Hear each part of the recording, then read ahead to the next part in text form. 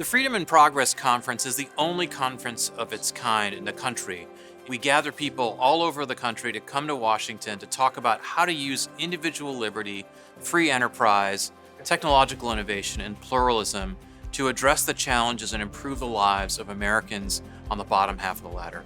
I find it the most inspiring event I go to every year, and everybody who attends this conference feels the same way. It's pretty rare to have an organization that sticks true to its principles in today's political age, and especially around freedom and innovation. It's one of the only organizations, if not the only organization, that I've ever been a part of where we're talking about freedom and innovation and markets, but also the importance of lower income people across all cultures. And to have durable policy, the FREOPP way is really the only way.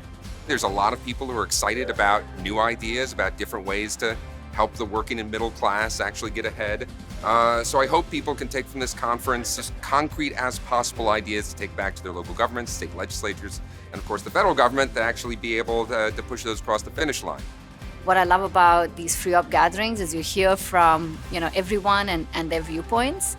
I think that's a way to move forward because you are forced to recognize what everyone else is saying and how can we temper our solutions around that.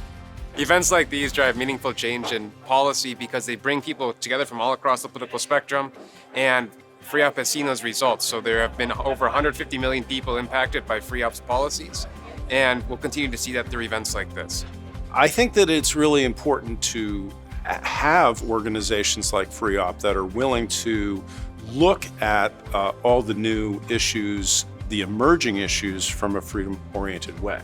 There are many organizations focused on public policy reforms to improve opportunities for the American people. But what's unique about FREOPP is that our mission is to research and develop public policy reforms that help those living below median income and wealth. So for everyone concerned about restoring the American dream and for helping people living on the bottom half of the socioeconomic ladder, FREOPP's mission is trying to address that unmet need. To address today's challenges, you have to have everybody in the room. You need to bring people together, otherwise nothing gets done. More and more we see in DC this bifurcation and sort of the split between the left and the right. But to get things done, you have to find that spot in the middle where you can get people to come together, think about policy, and come up with improvements that are beneficial to society as a whole. You need, as a think tank, to be able to be useful to both parties. And what we found at FREOPP is that both parties have areas of their platform, areas of what they're passionate about, issues they care about, in which individual liberty and free enterprise can play a constructive role.